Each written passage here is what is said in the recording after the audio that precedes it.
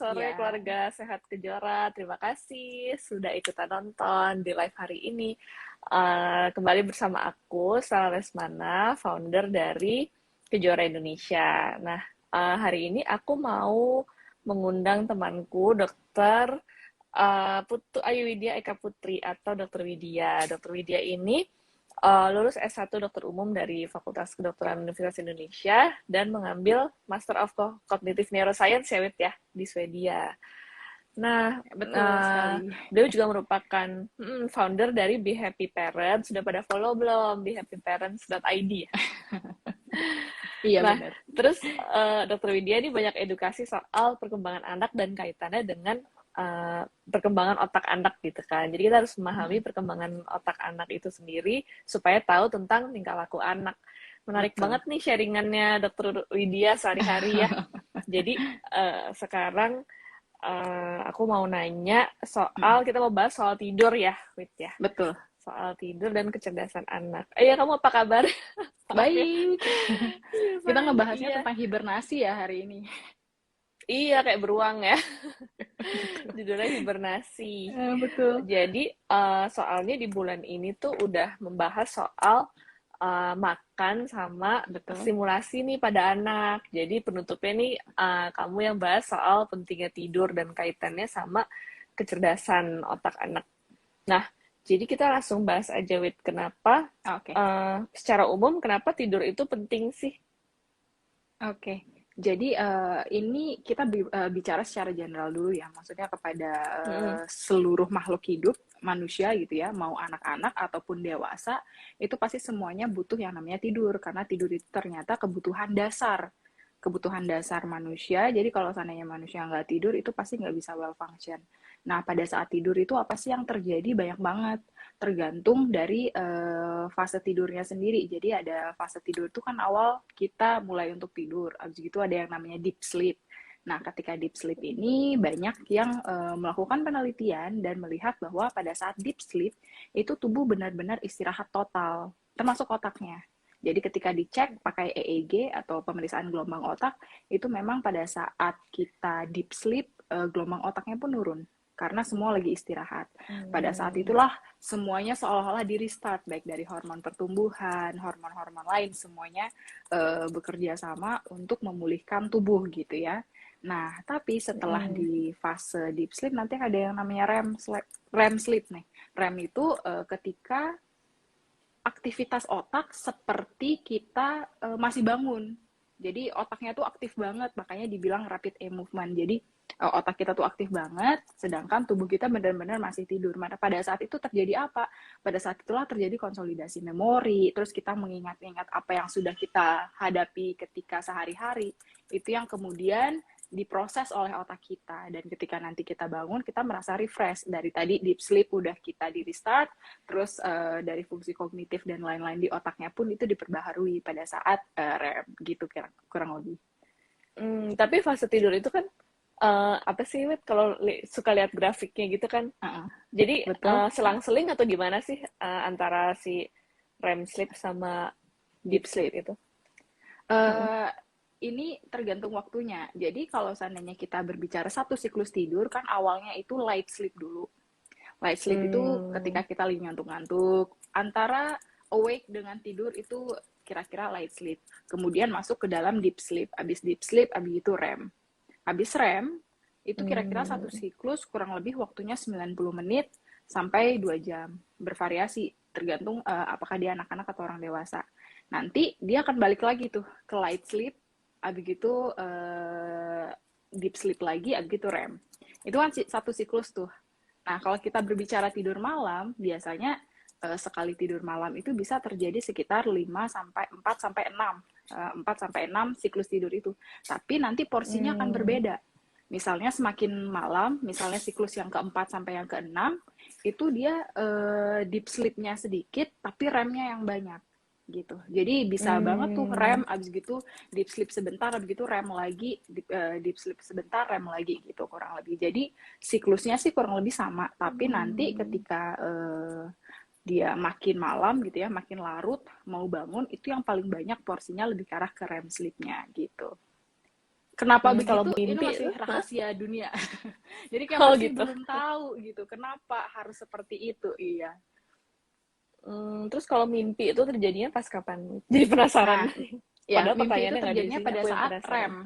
Jadi pada saat REM, karena itu tadi, Oh, ketika kita tidur, ketika aktivitas otaknya dia loncat-loncat gitu ya, udah naik lagi seperti kita itu, pada hmm. itulah kita terjadi yang namanya mimpi. Jadi bisa mimpi yang menyenangkan atau menakutkan, itu semuanya terjadi akibat dari aktivitas otaknya, yaitu dari REM sleep itu. Inilah kenapa, makanya kalau seandainya kita tidur, Oke, oke. biasanya kita mimpinya itu pada saat subuh. Karena di sana porsi REM-nya yang jauh lebih banyak dibandingkan deep sleep-nya, gitu. Iya termasuk anak-anak ya. Iya, nah ini juga Kayaknya sama kadang di tuh pas anak-anak. gampang terbangun gitu nggak sih pas subuh? Iya, betul, betul. Nah, kalau seandainya kita Oh, berbicara anak-anak, sebenarnya anak-anak dan hmm, orang dewasa itu kurang lebih siklusnya sama. Ada light sleep, ada deep sleep, ada REM-nya juga. Cuman yang membedakan nanti pada anak-anak dan dewasa itu memang siklusnya berbeda. Dalam artian siklusnya berbeda itu, hmm, kalau seandainya orang dewasa itu kan biasanya 1,5 jam sampai 2 jam satu siklusnya. hmm, Nah, kalau pada anak-anak siklusnya itu bisa cuma 1 jam aja. Dia mutar terus itu dalam hmm, kondisi 1 jam. Dan pada anak-anak itu dia lebih banyak remnya karena banyak konsolidasi memori, makanya itu anak-anak hmm, biasanya cenderung lebih sering mimpi. Dan kalau anak-anak hmm. memang settingnya dia akan lebih mudah terbangun gitu. Beda Oke, sama ini orang dewasa kan eh agak susah dibangunkan biasanya kalau tidur. Nah kalau seandainya pada anak-anak karena siklusnya dia banyak, dia emang jadi lebih gampang terbangun. nah siklusnya ini tuh memang terjadinya di tidur malam ataupun siang sama atau gimana? Kalau kita berbicara Urutan satu siklus siklusnya tadi. tidur, iya sama, Hmm. ada light sleep, ada deep sleep, itu REM, itu sama terjadi baik pada anak-anak, sorry, pada tidur siang atau tidur malam.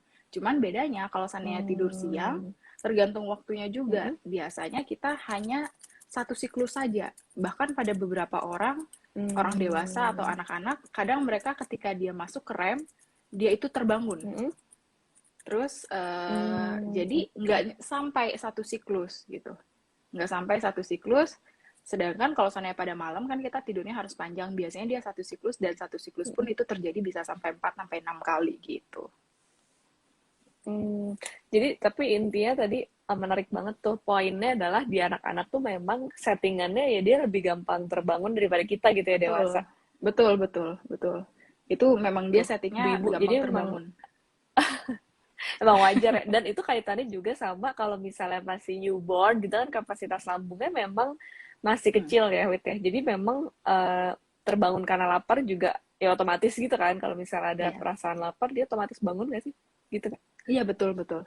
Nah, kenapa Hmm. anak-anak atau bayi yang kecil itu memang di settingnya dia akan lebih gampang terbangun karena dia itu masih membutuhkan bantuan orang lain ya. Jadi bayangkan seorang anak kalau tidurnya nyenyak banget nggak bangun-bangun, dia lapar kelewatan karena itu tadi lambungnya masih kecil.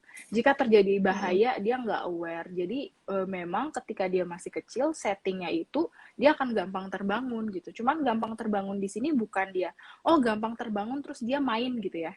Enggak seperti itu, tapi Mm-mm. dia gampang terbangun, habis itu gampang tertidur lagi. Jadi gampangnya dia tuh gampang sekali untuk awake, gampang sekali untuk dibangunkan.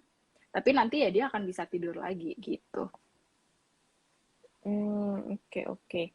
Nah, jadi memang berkaitan ya. Ini kan berkaitan dengan IG Live yang sebelumnya juga gitu, dengan Betul. berkaitan dengan makan, dengan stimulasi gitu. Jadi kalau dengan makan, intinya semakin muda bayi itu, semakin kecil gitu ya, otomatis dia memang Mm-mm. lebih sering terbangun. Terus nanti semakin Mm-mm. besar, memang lebih gampang nggak kebangun gitu ya, Wita? Iya, iya. Atau itu harus dilatih Kar atau gimana maksudnya? nah, kalau untuk masalah dilatih, yang dilatihnya itu sebenarnya adalah gimana supaya si anak kualitas tidurnya oke. Karena kan tadi kita udah tahu ya pentingnya tidur itu Hmm, baik dari pertumbuhan juga, karena pada saat deep sleep terutama itu hormon pertumbuhan diproduksi. Terus pada saat mm-mm, REM itu konsolidasi memori diproduksi gitu ya, di gimana caranya mereka mengingat berbagai hal ketika dia hidup, ketika dia bangun, itu yang dilakukan pada saat mm-mm, REM. Jadi itu pentingnya kenapa anak itu harus mendapatkan kualitas tidur yang baik. Jadi deep sleep-nya dia harus cukup, REM sleep-nya juga harus cukup. Jadi bukan yang salah satu gitu ya. Oh, saya mau anaknya cerdas gitu. Jadi REM-nya harus dibanyakin. Enggak, itu semua udah ada porsinya masing-masing. Nah, cuman yang jadi masalah adalah kadang si anak ini kan gampang sekali terbangun kan. Sebenarnya gampang terbangun itu tadi benar disetting supaya dia bisa tanda kutip bertahan hidup. Jadi kalau seandainya ada apa-apa, dia gampang terbangun. Karena kalau seandainya bayi baru kecil, dia kan belum bisa ngapa-ngapain ya. Belum bisa makan sendiri, belum bisa menenangkan diri ketika dia ketakutan. Jadi dia akan terbangun untuk meminta bantuan. Itu memang wajar. Cuma kadang ada beberapa anak yang mungkin karena jadwalnya belum diatur, bukan diatur yang benar-benar strict harus begini begitu ya, tapi lebih ke arah ke dia belum punya jadwal yang baik, jadinya dia belum punya pola tidur yang baik gitu. Padahal kalau seandainya kita mau pertumbuhan maksimal, itu terutama pada saat anaknya tidur, kita pengen anak itu dalam kondisi deep sleep ketika misalnya sekitar jam 10, jam 11 malam. Berarti kan sebelum itu dia udah harus tidur. Makanya kalau seandainya anaknya tidur lebih larut, misalnya jam 11 malam, nggak tercapai tuh produksi optimal dari hormon-hormon pertumbuhan. Karena tubuh kita kan semuanya punya body clock ya, punya body clock. Jadi kalau seandainya kita ngelihat nih, oh jam segini nih harus tidur gitu, keluarlah tuh hormon-hormon pertumbuhan tepat kurang lebih di jam 10 sampai jam 11 malam. Itu emang ada risetnya. Mereka mempetakan, oh jam berapa nih kira-kira hormon yang pertumbuhannya akan keluar. Karena itu berkaitan juga dengan gelap, dengan melatonin, dengan body clock, dengan genetik. Banyak sekali itu yang mempengaruhi. Nah, kalau seandainya si anak tidurnya kemalaman, jam 11, jadi dia nggak dapet tuh hormon pertumbuhannya yang optimal itu gitu. Nah, tapi aku jadi inget deh, kadang tuh anakku kalau misalnya suka terbangun, itu tuh sekitar jam 10-11 itu loh. Itu kenapa ya? Oke, jam 10, jam 11 ya. Nah, di sini tuh ada sebuah riset Padahal yang dia tidur tuh jam memetakan 8 mana yang... selalu. Jadi ada suatu riset yang memetakan kira-kira kapan anak akan bangun, kapan anak akan tidur. Ini pada semua kondisi ya. Jadi, maksudnya pada semua bayi. Jadi mereka udah kalau nggak salah itu risetnya melibatkan sekitar 6.000 anak. Jadi berbagai riset center mereka bekerja sama. Terus mereka melihat pola tidur anak tuh seperti apa. Dan memang pada bayi dia itu akan terbangun. Ini saya bacakan datanya ya. Jadi dia akan terbangun kalau dia mulai tidurnya kira-kira jam 6 sore ya. Jadi jam 6 sore dia akan terbangun di jam 9. Dia akan terbangun di jam 11 malam, akan terbangun di jam 3 dini hari, dan akhirnya akan terbangun di jam 6. Cuma terbangunnya di sini bukan dia bangun terus dia main. Bukan. Tapi lebih ke arah ke terbangun kayak tersadar sebentar kemudian tidur lagi gitu. Jadi kalau seandainya dokter Stella bilang, oh anaknya kebangun tadi jam berapa, jam setelah jam 8 tidur, kurang lebih jam 11 ya. Nah, itu sesuai banget sama jadwal yang udah dipetakan di sini. Jadi yang unik ya, apapun yang terjadi, anaknya mengikuti pola ini. Kemarin juga temanku ada yang nanya, anakku udah tidur nih dari jam 8 sampai jam 6 pagi. Tapi kenapa ya jam 11 sama jam 3 tuh pasti bangun? Saya sampai amazed, wow, ini kenapa persis banget ya sama data yang itu siklus tidurnya. Karena ternyata memang semua, bisa dibilang hampir semua anak ya, kalau seandainya berbeda paling kurang lebih plus minus 15 menit sampai setengah jam. Jadi ada pola-polanya di mana si anak itu terbangun. Nah, kenapa anak itu terbangun? Biasanya anak terbangun setelah fase REM. Jadi, kalau seandainya kita tarik ke belakang, setiap anak memasuki fase REM, itu kan terjadi konsolidasi memori. Otaknya bikin dia bermimpi. Nah, ketika bermimpi, pada anak-anak seringkali mimpi yang dia rasakan adalah mimpi horor. Entah itu suatu hal yang menakutkan atau segala macam, dan akhirnya dia terbangun. Itu yang riset pendahuluan yang bilang, oh iya, kayaknya karena di polanya dia jarang tuh kebangun karena deep sleep, tapi lebih ke arah dia kebangun ketika REM gitu. Bukan deep sleep-nya, tapi dia kebangun pada saat REM dibandingkan jadi setelah REM dia akan bangun, setelah REM dia akan bangun gitu. Jadi ketika loncat antara siklus satu dengan siklus lainnya dia bangun. Dia bangun, Nah, jadi satu siklus itu adalah selalu light sleep, deep terus REM, benar nggak? Betul, Nah, betul. di REM itu biasanya terjadi konsolidasi memori dan disitulah suka terjadi mimpi. Nah, Mm-mm, setelah si REM ini selesai, terus kan dia mau pindah siklus tidur. Itu yang biasanya mm-mm, di situ anak suka terbangun gitu ya. Nah, betul. dan seringnya soalnya mimpinya yang menegangkan gitu ya. Terus ada, Betul. nah kamu pernah baca nggak, Wit? Berarti ada nggak Hah? penelitiannya gimana caranya biar mimpinya indah gitu mungkin? Oke. Biar si Nah, anak mimpinya nggak terlalu horor gitu. nah, oke. Ini kemarin waktu aku kuliah, kebetulan aku diajar Hah? sama dosen yang meneliti tentang teori mimpi. Jadi unik ya, dia itu punya lab sendiri yang membahas tentang mimpi. Akhirnya dia Hmm, sebenarnya dosen dari Finland gitu ya, namanya ada di Wikipedia bahkan, karena dia benar-benar mungkin kedepannya dia akan menemukan teori-teori ya seperti teori fisika hmm, dan lain-lain, tapi yang dia kemukakan adalah teori keren. mimpi. Nah, ini masih Hmm, hipotesa ya berarti, tapi hipotesa yang dia hmm, bentuk sebagai teori itu bukan hipotesa yang oh dia ngide gitu ya, tapi berdasarkan berbagai penelitian yang dia bentuk. penelitian. Nah, dari situ dia menduga yang namanya mimpi buruk itu sebenarnya upaya manusia untuk latihan bertahan hidup. Ini filosofis banget sih sebenarnya. Karena ini waktu aku Oke. kuliah pun ampun berat banget. Jadi ketika kita tarik ke belakang, kita kan sebenarnya kalau otak kita tuh kan ada berbagai bagian yang berkaitan dengan primitif kita ya Hmm, sebagai manusia. Karena manusia kan juga dulunya tanda kutip hewan kan. Nah, hmm, ketika kita mimpi, itu ada proses primitif sebenarnya di mana otak lagi latihan atau memproses sesuatu seperti simulasi kalau kita lagi ingin menyelamatkan diri gitu. Jadi terjadilah simulasi flight and fight response gitu ya. Flight hmm. dan fight response di dalam otak kita itu yang terbentuk sebagai mimpi ternyata. Itulah terjadi mimpi buruk. Makanya kenapa anak-anak yang lebih sering terkena mimpi buruk karena dia baru pertama kali datang ke dunia kan. Hmm. Dia baru Hmm, pertama kali datang ke dunia, terus di dalam dunia ini kan banyak sekali hal baru bagi dia.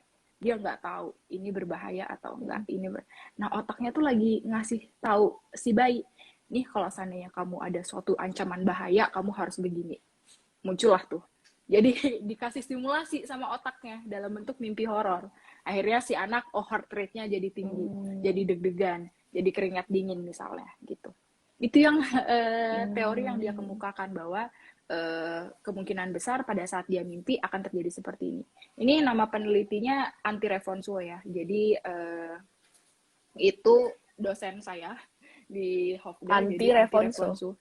Ya, Antti Revonsuo itu yang mengemukakan teori ini gitu. Oke. Itu ternyata lumayan terkenal di Eropa terkait dengan perteorian mimpi seperti ini Mm-mm. gitu. Oke. Nah, tadi ada yang nanya juga. Bentar, aku lanjut ke pertanyaan berikutnya ya. Jadi, sebenarnya yang dilatih itu adalah kemampuan si anak supaya bisa lanjut tidur lagi. Benar nggak sih? Sebaiknya Betul, bisa lanjut betul. tidur lagi dengan bantuan yang minimal gitu kan. Jadi Hmm. misalnya syukur-syukur bisa balik tidur lagi sendiri gitu. Tapi kalau enggak ya gimana caranya misalnya kayak dipuk-puk gitu kan, gitu bisa tidur lagi sendiri. Nah, tapi yang sering jadi masalah biasanya harus susu dulu nih Nah, ibu-ibu. nah, Nah, iya itu benar. itu adalah sharingannya Dokter Widya ya, aku sampai hafal. Coba Wid, kamu Iya betul. ceritain. Nah, sekarang kita udah tahu ya kalau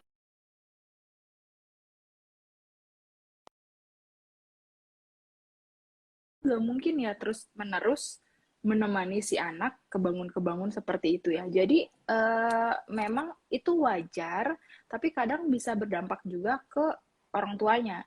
Jadi mentalnya capek karena Tuh. harus kebangun, karena si anak tuh bisa tiba-tiba teriak, bisa-bisa nangis.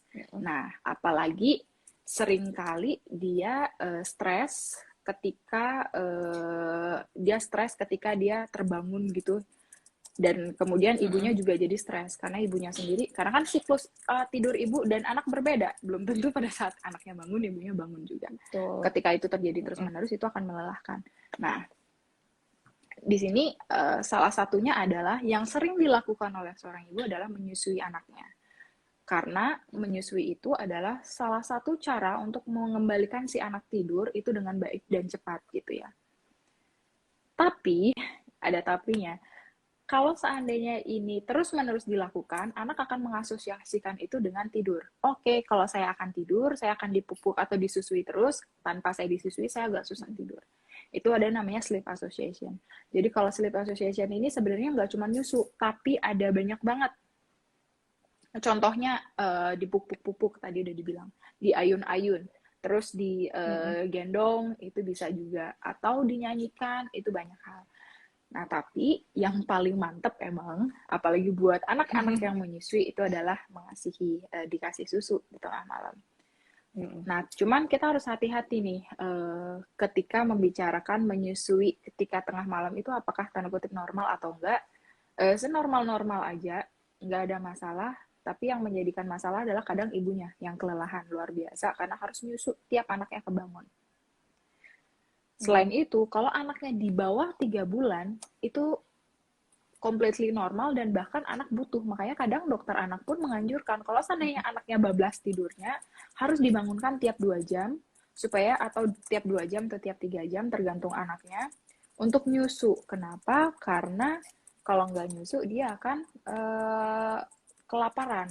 Karena yang tadi Mbak Stella udah bilang di awal, lambung si anak tuh kan kecil ya. Lambung si anak itu kecil, akhirnya dia cuman makannya sedikit, makannya baru sedikit, akhirnya dia akan kosong lagi gitu. Jadi setiap 2-3 jam itu harus diisi dengan ASI gitu.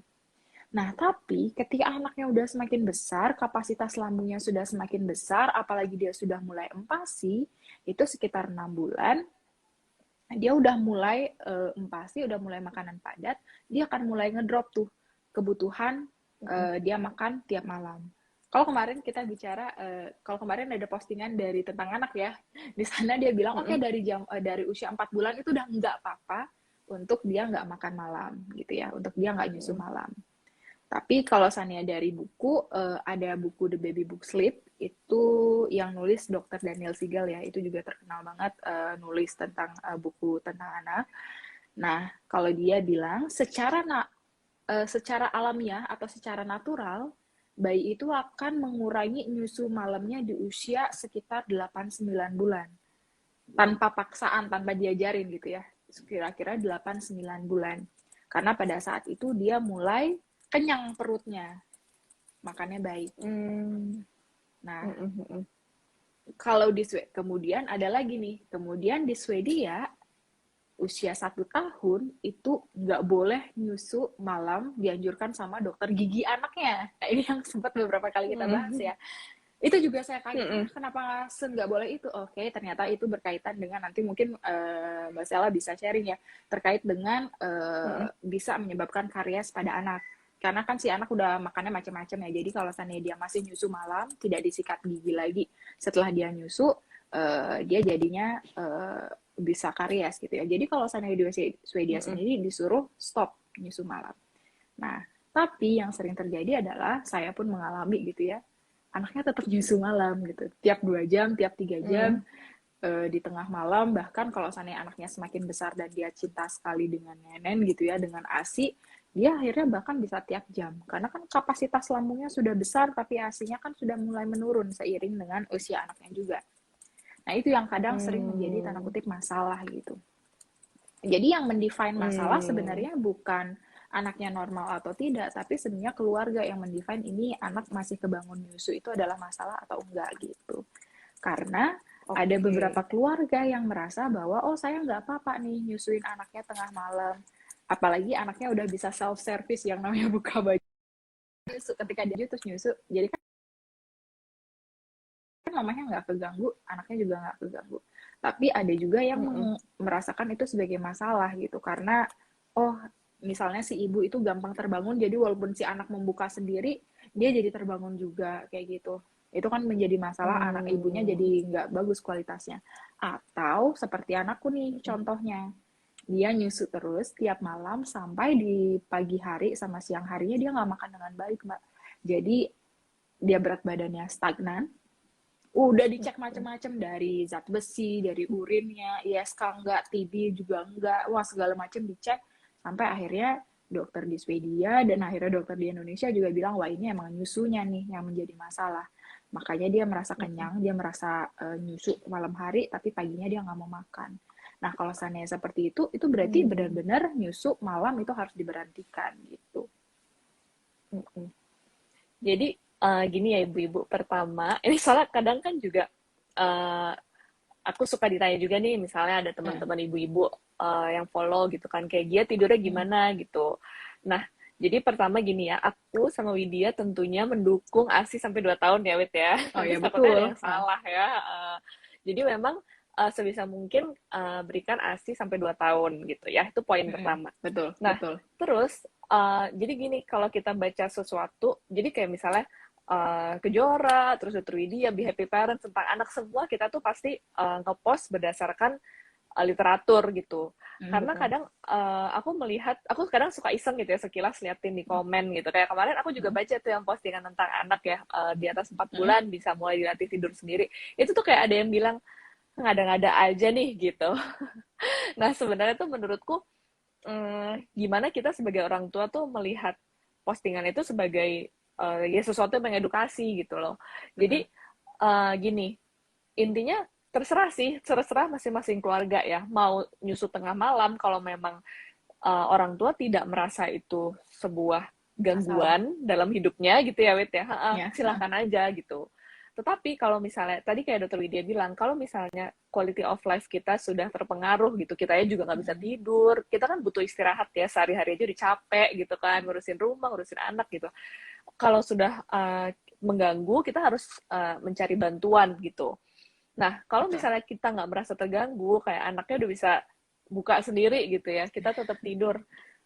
Kita harus mikirin hal lain loh, yaitu ya yang berkaitan sama bidangku, soal karies gigi itu gitu. Jadi memang kalau misalnya nyusut tengah malam, jadi sebisa mungkin sikat gigi itu menjadi aktivitas terakhir yang dilakukan sebelum tidur gitu. Kalau misalnya masih nyusut tengah malam, sebaiknya ibunya habis itu lap lagi dengan kasa dan air matang hangat. Pertanyaanku, mau nggak ibunya gitu? Karena kadang Aku nggak mau. emang capek, terus kan iya tuh kan Widya nggak mau, jadi Widya memang mencari tahu, terus udah gitu mempengaruhi lagi kan ke makannya gitu. Nah terus udah capek, terus takut kebangun lagi biasanya, jadi memang kayak udah nanti aja deh gitu ya. Ada sih alternatif, begitu bangun coba tolong disikat gitu langsung. Tetapi memang aku juga baru menemukan jurnal yang terbaru, dan itu jurnal meta-analisis, yaitu yang udah paling apa ya Wit ya istilahnya. Jadi Paling tinggi dari evidence based medicine ya. Jadi kalau seandainya kita jadi berbicara dari tentang evidence riset, based. itu yang paling tinggi benar. Jadi kalau pertama yang paling rendah kan testimoni. Sebenarnya kita ini testimoni, kalau seandainya Iya, kita berdasarkan penelitian itu udah yang paling rendah kan. Makanya kita bilang kita juga bisa salah sebenarnya. Tapi kalau kita menyatakan penelitian, ada yang eksperimen atau RCT itu tinggi, habis gitu di atasnya ada systemic review, yang paling atasnya banget tuh meta analisis, karena kasarnya dia menggabungkan berbagai penelitian dengan betul. berbagai Dia menggabungkan populasi. berbagai penelitian. Nah, di situ dibilang di atas 12 tahun memang kalau misal sorry, di atas 12 bulan kalau masih menyusu tengah malam atau namanya night feeding, itu memang meningkatkan anak terkena resiko meningkatkan resiko karies gigi pada anak atau gigi berlubang gitu. Itu di state jelas banget di situ. Jadi memang uh, dan memang logikanya di atas 1 tahun itu harusnya dia kenyang dari MPASI. Nah inilah yang tadi dirasakan juga sama Dokter Widya sebagai ibu gitu. Kok kalau siang makannya susah gitu ya Wit ya. Jadi Susah banget. kita tuh harus seobserv itu sama anak gitu loh. Kita harus peka banget gitu. Kenapa nih gitu? Supaya karena ini berkaitan banget loh. Jadi satu paket antara tidur, makan, dan stimulasi itu gitu. Jadi kalau misalnya memang dirasa sudah mengganggu, ya kita harus cari tahu kenapa gitu. Nah, Widya juga sampai sekarang masih nyusuin ya, Wid, tapi yang di Winning itu tengah malamnya gitu. Dan aku sendiri itu pas dari 11 bulanan udah afirmasi anakku gitu, kalau bisa kan bentar lagi udah mau setahun, jadi tengah malam itu udah nggak nyusu lagi gitu. Nah, kebetulan itu berhasil, dan aku cerita di followers aku juga, terus banyak yang bilang, oh iya dok, ternyata bisa dengan afirmasi gitu. Maksudku memang dicoba aja dulu gitu. Tapi kalau misalnya nggak berhasil, ada banyak bantuan. Dokter Widya punya kelas ya, punya kelas nih di We Happy Parents tentang tidur gitu. Terus ada mimpi.official juga, teman kita juga ya Wit ya. Betul. Ada dokter Ya, Indah sama ada di dokter, mimpi. kok aku jadi lupa, sorry. Dokter Indah sama dokter, tiba-tiba blank. Sorry. Iya, Kenapa? jadi Kurang dengar. Sorry, apa sorry. mereka, Oh, dokter putus-putus Indah ya? sama dokter Tina. Halo? Enggak, udah balik. Halo? Ya, ya, udah balik. Udah Iya, jelas jadi belum? di teman kita ada di mimpi Hmm, official ya. Jadi di sana ada dokter Indah sama dokter Tina juga yang kalau dokter Tina, dia lebih ke arah ke berbagai program dengan sleep training gitu ya. iya gitu. Dan mereka kan juga dokter ya, jadi maksudnya sleep training itu ada berbagai macam cara sih gitu. Maksud aku nggak ada salahnya juga kalau nggak, paling nggak baca-baca Instagram mereka gitu, baca-baca edukasi dokter Widya gitu. Jadi kita mencari tahu sih, karena mostly kadang parents tuh denial nggak sih Wit? Kayak maksudnya udahlah nggak apa-apa lah gitu kan. Jadi sama seperti orang tua yang aku temui di tempat praktik gitu ya, kalau misalnya giginya lubang baru menyesal kemudian, Betul. coba deh kita mencari tahu sebanyak mungkin gitu ya. Terus mungkin di sini ada yang lagi hamil juga, coba deh kita belajar sejak awal gitu supaya kita tahu, supaya tidak menyesal di kemudian hari gitu. Karena 2 tahun pertama itu penting banget untuk mengoptimalkan nutrisi anak, terus perkembangan otak anak juga pesat banget ya di 2 tahun pertama Betul. itu gitu. Jadi tumbuh Di 2 tahun kembangnya memang pertama, benar. iya, kita harus benar-benar concern banget gitu. Oke. Nah, terus apalagi Wit? Nah, sama jadi stimulasi itu juga penting ya ibu-ibu. Jadi tadi kaitannya Betul. ya, kalau misalnya makan, kaitannya juga dengan si feeding rules gitu. Kita harus Betul. terapkan feeding rules supaya anak makannya tertib gitu ya, tertib dan bisa maksimal nutrisinya. Terus anak bisa paham sendiri sinyal lapar kenyang, supaya jadi kita percaya kalau anak tuh bisa gitu. Soalnya kadang aku kalau baca Betul. postingan-postingan juga pasti komennya, nggak bisa, anakku tuh nggak bisa gitu, kayak Nggak udah bisa susah ya gitu ya. mungkin. Iya gitu, memang memang nggak gampang sih gitu, cuma kita harus konsisten gitu, jadi pasti bisa. Nanti kalau misalnya makannya bagus, pasti juga tidur malamnya lebih nyenyak. Dan stimulasi itu juga penting ya Wit ya, karena terjadi konsolidasi memori loh tadi yang dibilang Dokter Widya. Betul. Jadi di programnya di situ ya Wit ya, pas tidur Ya, betul. hari ini Berkaitan dengan aku ngapain kecerdasan juga kan aja. tuh. Mm-mm. Oke, nah itu berkaitan sama kecerdasannya, bener. Terus apalagi ya? Nah, iya jadi tadi aku mau bilang anakku itu kebetulan waktu itu aku udah baca-baca kan dari pas dia newborn, kalau misalnya memang dan aku memilih memang untuk kalau bisa anakku nggak ketiduran kalau nyusu gitu. Jadi memang sudah aku latih tuh dari waktu kecil lah gitu, dari waktu lahir. Jadi memang terutama kalau malam itu pasti dia nggak langsung ketiduran. Jadi memang aku bisa sikat gigi dulu baru dia tidur gitu. Nah, cuma memang pas 10-an bulan itu kalau misalnya kadang tengah malam bangun, aku suka capek kan. Jadi memang kayak udahlah, emang jalan ninjaku adalah ya udah apalagi gitu ya ibu-ibu kalau bukan Ya, nyusuin gitu kan ya. Jadi nah begitu 11 bulan aku baru aduh kayaknya ini nggak boleh berkepanjangan, stop. baru aku Betul. afirmasi gitu sih ibu-ibu. Jadi Betul. pasti ada memang ada saatnya kita juga lengah lah gitu, manusiawi banget. Cuma memang harus cari tahu sih dampak kedepannya apa gitu kan. Jadi nanti supaya kita bisa memberikan apa ya, ya pokoknya kita bisa harus peka lah, kita harus ngapain berikutnya gitu. Betul. Gitu sih. Terus nah ini coba-coba ya, aku jadi lupa mau baca pertanyaan, keasikan ngobrol sama Ini kamu. masuk. Soalnya ini live kita yang pertama ya Wit ya. Oh iya, aku juga Mm-mm. kemarin ikut kelasnya ini loh, kelasnya Dokter Widya tentang temperamen anak. Itu menarik banget. Jadi ibu-ibu nanti bisa tahu eh, temperamen anaknya apa sebenarnya, bisa nggak sih dia uh, sleep training. Terus berkaitan juga sama ini ya Wit ya, sama tipe tidurnya gitu ya, Ya, betul. temperamen itu. Betul. Ini ada yang bilang nih, Dokter Widya idolaku. Tunggu, tadi aku melihat ada yang tanya, kayaknya ada yang nanya gini deh, nih Mbak, apakah umur semakin dewasa anak berkurang jam tidurnya? Dari Boriska Martavia. Tentu ya Wit ya, coba dijelaskan. Oke, jadi jam tidur anak tentu akan berkurang ya. Dari awal aja, dia Mm-mm. tidurnya baru lahir, itu bisa 16 jam. Dan ketika dia usia 3 tahun kan nggak mungkin Mm-mm. 16 jam ya lagi dia tidur. Jadi seiring dengan waktu dia akan berkurang. Kalau usianya kurang lebih setahun, biasanya dia in total tidur itu 12 jam dalam sehari ya. totalnya itu 12 jam dengan tidur siangnya bisa 2 kali, masih 2 kali tidur siangnya, usia 1 tahun. Tapi ketika dia usia 1,5 tahun, itu biasanya tidurnya udah cuman tidur siangnya cuman 1 kali dengan dengan total tidurnya mungkin kurang lebih 11 jam. Dan itu akan terus menurun. Cuma nggak ada memang yang oke, dia ulang tahun ke 1,5, dia harus tidur 1 kali. Itu bukan suatu hal yang benar-benar di riset seperti itu ya. Tapi kita harus amati dulu anaknya. Karena kayak misalnya anakku, karena dia ada sekolahnya atau segala macam, di sekolah kan dia juga tidurnya sekali sehari gitu ya di kelas. Jadinya dia akan belajar juga ngikutin. Jadi dia lebih awal, usia 15 bulan dia udah tidurnya napnya cuma sekali gitu. Tapi in total dia tidurnya masih 12 jam, jadi tidur malamnya yang banyak. Tapi ini bukan sesuatu yang harus difiksasi ya. Sampai nanti usia 3 tahun. Nah ini yang mungkin kadang-kadang orang tua nggak tahu ya. Usia 3 tahun itu ke atas sebenarnya anak nggak harus tidur siang lagi.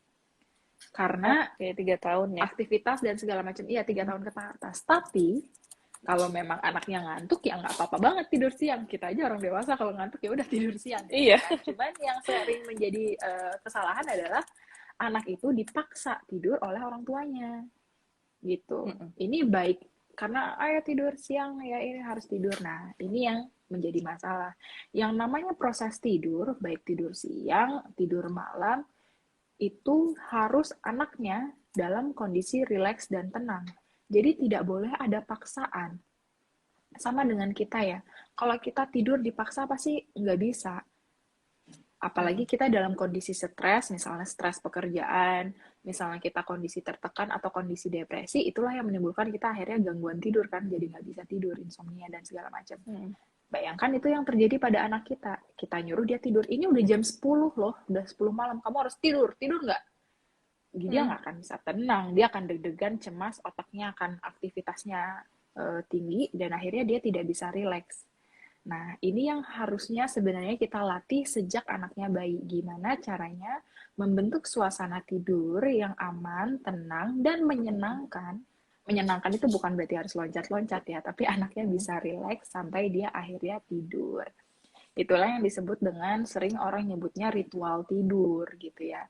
Ritual tidur.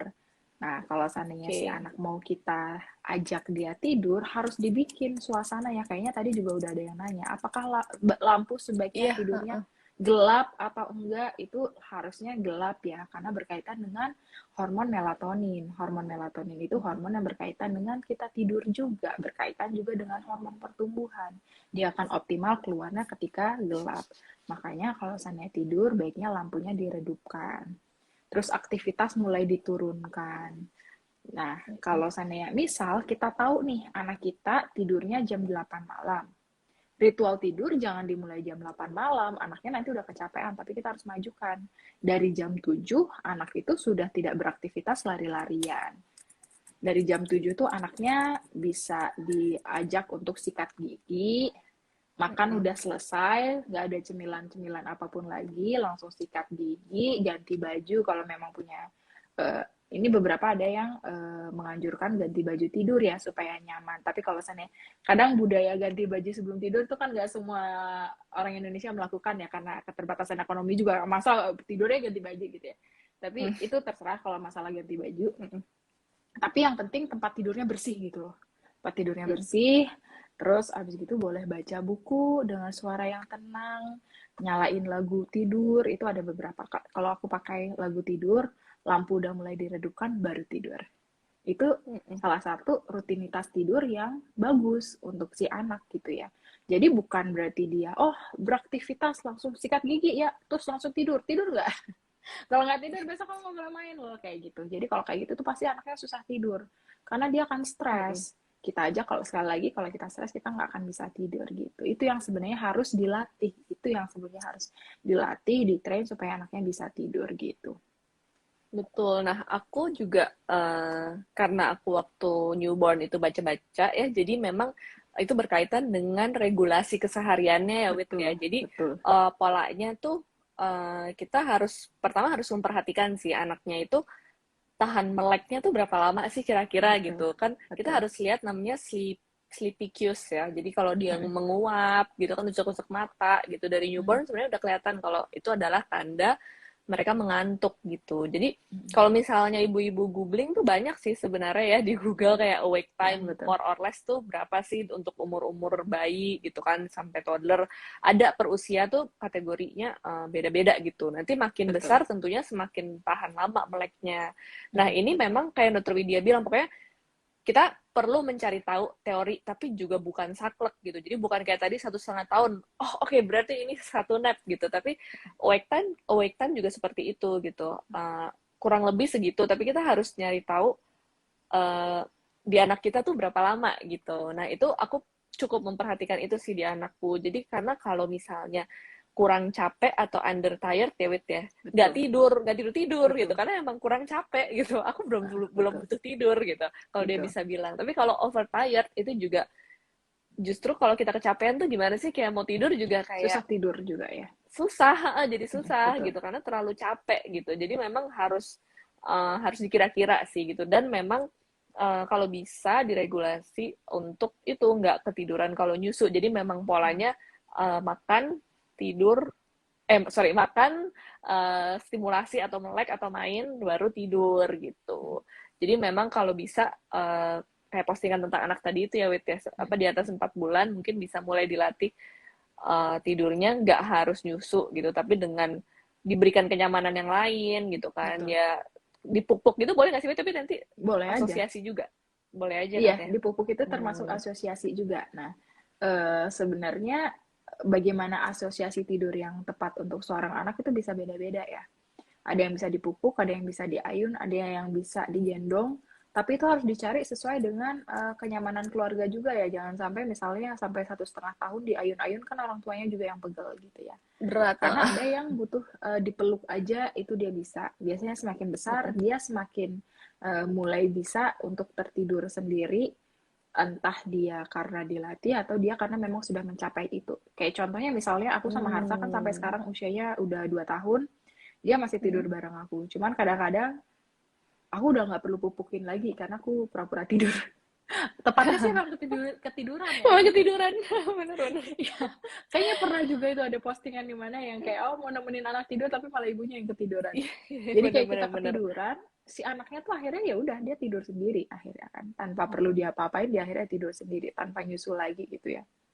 Jadi atau ada yang misalnya yang perlu dipupuk gitu. Tapi carilah kalau seandainya memang sekali lagi orang tua merasa terganggu, carilah cara yang tidak mengganggu lagi buat orang tuanya gitu ya. Dalam artian dipupuk, dipeluk, atau anaknya sendiri yang meluk segala macam itu nggak ada masalah sama sekali gitu. Nah, Karena yang namanya dan berbicara tidur itu spesifik untuk keluarga gitu ya.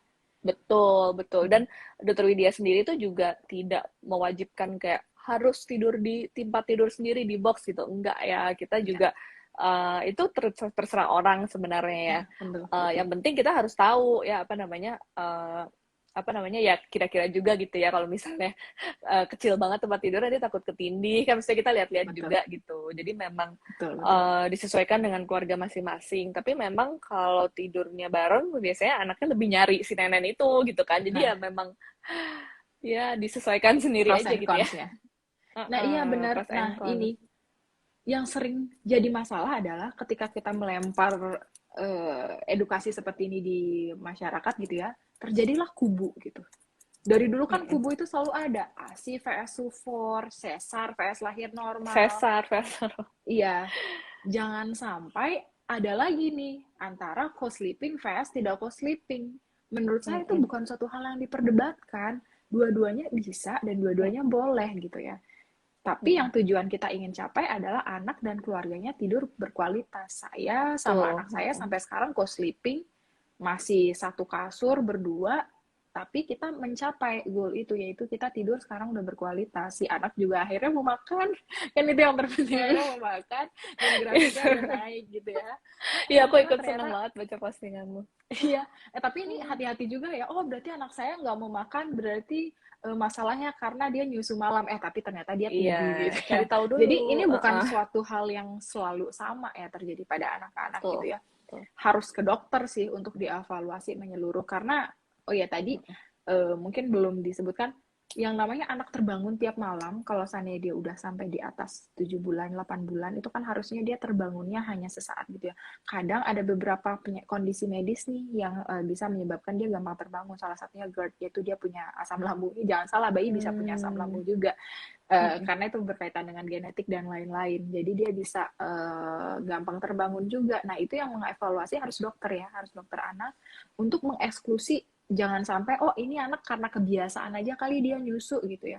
Terus kita paksa, Oke. pokoknya nggak mau ngasih nyusu biar dia berlatih gitu. Ternyata dia GERD. Kan salah ya, Mm-mm. salah treat Mm-mm. gitu ya. Nah itu harus dokter anak yang mengevaluasi apakah anak ini terganggu tidurnya emang karena ada kondisi medis atau bukan, atau memang masalahnya di perilaku karena itu tadi terbiasa nyusu. Nah Mm-mm. balik lagi soal apakah dia harus co-sleeping atau dia tidur sendiri atau dia harus di kamar terpisah, itu semua tergantung dengan temperamen anaknya, tergantung dengan nilai-nilai yang dianut oleh keluarganya, tergantung oleh fasilitas juga.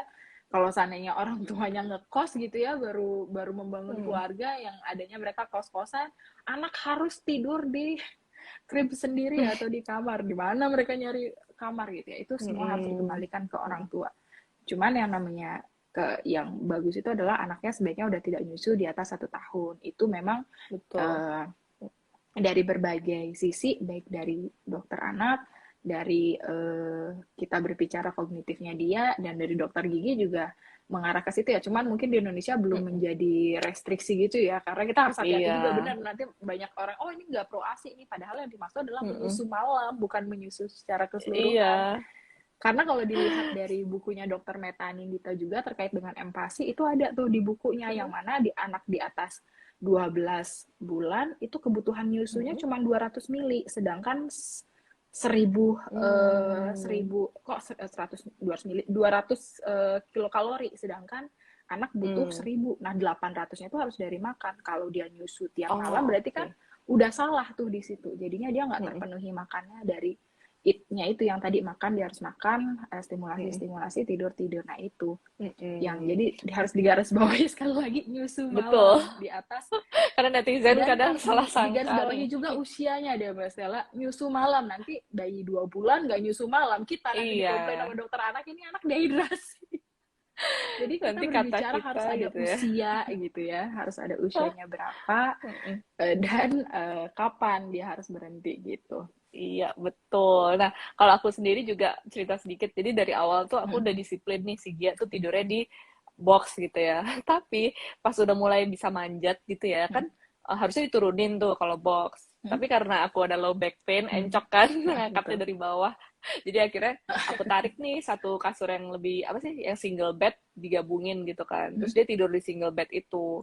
Tapi lama-lama kan jadi di tengah kita juga kan. Jadi aku sih sekarang memang co-sleeping sih, dia tidur bareng orang tuanya gitu. Dan aku mikir ya udahlah, yang penting tidak terganggu kualitas tidurku dan dia gitu kan. Jadi nanti akan ada saatnya pisah kamar gitu ya. Jadi enjoy the moment aja sih. Makanya memang Betul, betul. tergantung keluarga masing-masing aja sih ibu-ibu. Dan jujur kadang sekarang buat napnya juga karena toddler kayak makin aktif ya. Jadi kadang kalau aku capek udahlah aku susuin aja gitu. Tapi kayaknya kalau banyak cerita sih pas swimming nanti malah bisa tidur sendiri katanya gitu ya. Kalau Betul, kalau betul, itu napnya ya, maksudnya kalau nap kayaknya lebih betul, gampang betul, nggak sih ngebiasainnya. Tapi betul, kalau yang betul, tengah malam itu biasanya yang susah mutusnya tuh ibu-ibu itu. Terus, betul, nah ini ada betul yang bilang sekali. anak saya juga gitu, pasti kebangun meskipun cuma mau minum air putih aja. Nah bener nih salah satu tipsnya. Aku waktu itu pas afirmasi bilang nanti kalau terbangun, misalnya bangun haus, mama kasihnya air putih aja ya gitu. Jadi pas setahunan itu 12-13 bulan pas aku latih, aku tawarinnya air putih dengan sedotan ya, bukan dengan botol dot, dengan sedotan, terus dia tidur lagi. Dan sekarang sih kalau terbangun dipupuk aja, nggak usah minum air putih lagi. Jadi sebenarnya kadang bukan belum tentu haus juga ya kan, cuma Iya pengen betul. dipupuk aja mungkin. Nah ini kadang orang tua khawatir, aduh anakku masih terbangun nih, normal atau enggak? Sebenarnya yang kita kebangun, apa ya, tersadar itu sebenarnya normal loh. Asalkan di bawah 30 menit dan tidak jadi beraktivitas. Kayak tadi, Mm-mm. ya gimana dong dok, anak saya nggak tidur sepanjang malam, tapi dia kebangun untuk ke kamar mandi. Ya itulah fungsinya dia bangun daripada ngompol. Jadi kalau saya dia Iya, terbangun iya. untuk ke kamar mandi itu nggak apa-apa, sama sekali nggak apa-apa.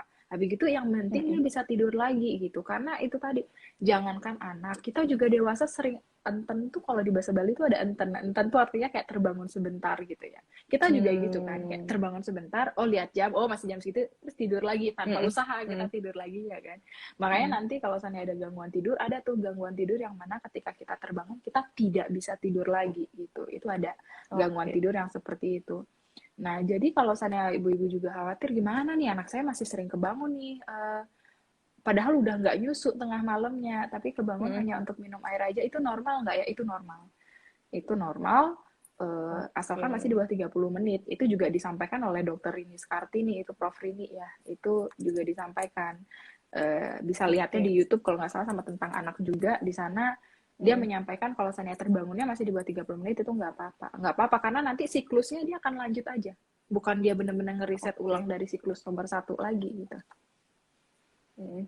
Jadi kitanya juga mesti jaga keterangan ya, maksudnya jangan terus melek, Betul. diajakin main gitu. Nah, terus ada Betul. yang nanya nih, benarkah saat anak tidur bisa kita lakukan hipnoterapi dengan kata-kata afirmasi yang positif? Jadi nanti Oke. disimpan di alam bawah sadarnya. Aku pernah dengar juga Betul. sih, kayak afirmasi Itu pas tidur bisa, gimana tuh, Wit? tapi pada saat light sleep. Kalau seandainya dia deep sleep, Oh, dia sudah oke. tuli. Seolah dia tidak bisa mendengar apapun. Karena ketika deep sleep yang itu tadi, dia benar-benar eh apa ya? Dia benar-benar udah nggak melakukan aktivitas, ototnya tuh benar-benar relax. Pernah nggak sih ketika anak tidur kita gendong, terus Hmm? tiba-tiba dia berat banget. Nah itu tuh deep sleep tuh, karena semua ototnya itu dia tuh Hmm. lemas. Kadang-kadang dulu ada masanya anakku tuh tidur di atas dadaku. Jadi awal-awal dia ini, tapi lama-lama kok berat banget ya. Bukan karena dia Hmm. lama-lama kita akhirnya kompensasi dia jadi semakin berat gitu, enggak. Tapi dia emang udah selemes-lemesnya. Sama kayak orang ketika ngangkat Hmm. orang pingsan itu pasti jauh lebih berat daripada ngangkat orang yang masih sadar gitu ya. Karena ketika dia pingsan dia tuh lemes banget. Nah, itu yang terjadi pada saat deep sleep. Jadi kalau misalnya mau Oke. afirmasi, afirmasilah pada saat dia masih light sleep. Jadi setengah sadar. Itulah makanya Hmm. ketika kita sounding disuruhnya ketika anak menjelang tidur, ketika udah ngantuk-ngantuknya. Jadi bukan di deep sleep ataupun di Hmm. REM, karena kalau di REM aktivitas otaknya jalan sendiri gitu. Dia bisa awake, Oke. tapi dia mendengarnya sebagai suatu hal yang lain gitu. Hmm. Hmm. Hmm. Nah, kalau ini tuh, Mbak, apakah Mbak tidur siang baiknya berapa lama? Jika anak tidak Oke, pernah tidur siang, akan berefek ke kecerdasannya nggak? oke. Kalau tidur siang tergantung usia tadi lagi ya. Kalau seandainya dia udah usia Mm-mm. 3 tahun, 4 tahun dia tidak harus tidur siang dan itu tidak berkaitan dengan kecerdasannya. Mm-mm. Karena ketika dia tidur siang itu lebih ke arah dia lebih ke arah ke recharge energi dibandingkan dia kecerdasan segala macam. Memang ada REM. Nah, ini Oke. yang berkaitan dengan tidur dewasa ya. Kalau ada orang Mm-mm. yang pernah mendengar kata power nap, itu kan tidur Mm-mm. siang yang waktunya cuma 20 menit. Kenapa 20 Oke. menit? Karena kita pengen tidur siangnya itu hanya deep sleep saja. Ketika sudah masuk ke Oke. mulai mimpi, itu malah capek. Pernah nggak sih tidur siang, kelamaan bangun-bangun bukannya seger, Iya, tapi iya, malah iya. capek? Heeh, Nah, heeh. itu karena deep sleep-nya dia, kan deep sleep itu tadi, dia konsolidasi memori, dia merasa akan terjadi Hmm. mimpi. Jadi tubuh kita yang awalnya istirahat malah fighting di dalam otak. Hmm. Nah, itu ketika bangun, ya mau kok capek ya gitu. Makanya yang dianjurkan itu adalah power nap. Itu untuk dewasa ya. Nah, kalau seandainya Mm-mm. anak-anak gimana? Tergantung. Kita lihat aja kondisi anaknya. Semua kita ngikutin anak pokoknya. Selama itu tidak mengganggu hal lain, tidak mengganggu misalnya anaknya tidur siangnya ketika sekolah, ya itu mengganggu. Mm-mm. Jelas itu mengganggu Mhm. kesadaran kecerdasannya justru. Harusnya anak belajar dia malah tidur gitu ya. Jadi kita harus lihat dulu. Ini Tapi untuk kayaknya berbicara ini kita harus lihat usianya juga. oh, oke. Aku pernah baca kalau di baby 45 menit tuh satu siklus, bukan sih, Wit? Terus kalau Ya, bisa dua siklus tidur 45 kalau menit nap sampai gitu. 1 jam. Mm. Oke, heeh. Bener nggak? Kalau nggak salah, kalau bisa dua siklus tidur gitu, Pak. Jadi sekitar 1,5 jam sampai Setengah dua jam. jam untuk Ya, baby kalau nap gitu. Bener nggak sih? ya, betul. Nah, Kurang kalau lebih ya. seandainya Heeh. kita bayi, iya. Hmm? Makanya tadi lagi-lagi tergantung usianya berapa nih. Karena ini sensitif sekali Iya sih. berbicara tentang tidur. Karena itu semua berkaitan dengan usia. Mm-mm. Usianya berapa? Kalau seandainya usianya 4 tahun gitu udah nggak perlu lagi. Tapi kalau usianya masih baby, itu perkembangan atau otaknya tuh lagi banyak-banyaknya. Jadi iya perlu gitu. Jadi dia perlu 2 siklus Oke. tidur. Kenapa? Karena kalau seandainya bayi iya dia butuh konsolidasi memori karena balik lagi ini usianya berapa lagi gitu. Mm-mm. Tergantung usianya. Soalnya gini, dan perhatikan juga ya ibu-ibu kalau misalnya itu mengganggu tidur malamnya, ya kan misalnya tidur Hmm. siangnya terlalu sebentar, terus mengganggu tidur malamnya jadi nggak bisa panjang, atau sebaliknya misalnya tidurnya cuma sebentar nih napnya terus jadi cepet ngantuk lagi sehingga makannya nanti terganggu gitu kan. Kalau makan ngantuk-ngantuk tuh kan juga jadi nggak optimal kan yang Betul. masuk gitu. Jadi kita sekali lagi harus observasi sih, benar kata dokter Widya. Jadi ya itu doang sih yang bisa disampaikan dulu gitu ya aja, karena sensitif banget emang ngomongin tidur ini, nanti salah paham takutnya. Iya betul. Oke, nah ini coba sekarang kita mau kasih satu buku dokter Widya. Ini aku udah punya bukunya dikirimin. Makasih, Wid. Nih dokter Wah, Widya iya. ini bikin buku judulnya Kenapa Aku di Rumah Terus. Jadi ini menjelaskan soal COVID corona ya. ya, Wid ya. Jadi ada giveaway satu buku ini buat yang bisa jawab pertanyaan dari dokter Widya. Nah, silakan dok pertanyaannya. Oke. Mungkin pertanyaannya yang general kali ya, yang sudah kita banyak bahas tadi. Oke. Kira-kira di usia berapa sebaiknya anak benar-benar sudah tidak menyusu malam lagi? Oke, ayo ibu-ibu yang tercepat dan paling tepat yang dapat bukunya. Ini bisa langsung di komen ya. Iya, tulis di kolom komen. Jadi kira-kira usia berapa anak itu boleh sebaiknya tidak lagi menyusu malam? Mm-mm. Mau Nah, dikasih pilihan atau dijawab aja nih? dijawab aja. Ayo Oke. tulis di kolom komen, Bu Ibu.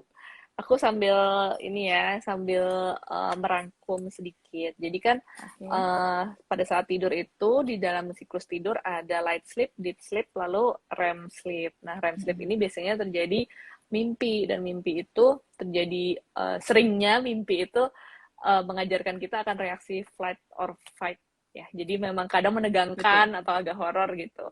Terus kalau anak-anak kecil memang mereka masih lebih gampang terbangun karena juga kapasitas lambungnya masih kecil. Jadi memang itu untuk bertahan hidup ya. Jadi harus bangun untuk ada asupan nutrisi lagi gitu. Terus kenapa tidur itu penting? Karena pada saat deep sleep gelombang otaknya menurun sehingga semuanya restart lagi. Nah itu di situ kayak hormon pertumbuhan diproduksi gitu kan. Terus pada saat REM sleep ada konsolidasi memori. Jadi itu berkaitan dengan kecerdasan kita, kecerdasan anak terutama ya. Ini kan lagi membahas anak. Jadi makanya pas bangun tidur itu rasanya refresh gitu karena badan kita kayak di restart lagi.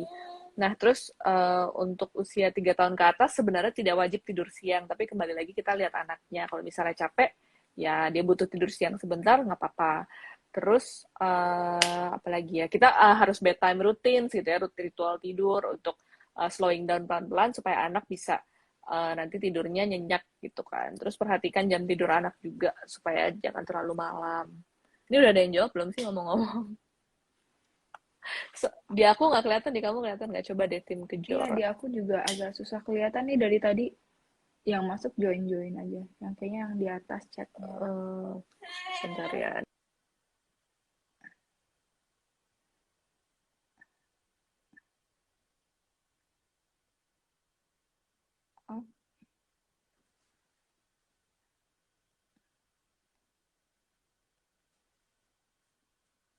Oh, Ini tuh kan anakku udah. Oh, nih ada yang udah jawab. 8-9 bulan, 1 tahun ke atas. Nah, ini yang benar. Di aku Ibu Ana. Sorry sayang, bentar. Ibu Ana nggak apa-apa. underscore Oliviana. 1 tahun ke atas atau 12 bulan lebih. Ya, dia mau ikutan. Betul, 1 tahun ya. Oke, betul. Selamat buat Ibu Halo, Ana Oliviana. Gian. Nanti tuh ada Tante Widya. Nanti Iya, jadi kalau seandainya kita bisa. berbicara, aku rangkum ya, yang itu jawabannya. Mm-mm. Jadi kalau seandainya usia di bawah 3 bulan, itu benar-benar normal sekali anak terbangun untuk nyusu malam. Mm-mm. Mulai boleh diajarkan untuk tidak nyusu malam sejak 4 bulan. Bukan berarti 4 bulan harus tank, berhenti ya, tapi mulai diajarkan dengan afirmasi, dengan mengurangi, misalnya yang nyusu malamnya 4 kali atau 5 kali jadi 3 kali, jadi 2 kali Mm-mm. gitu.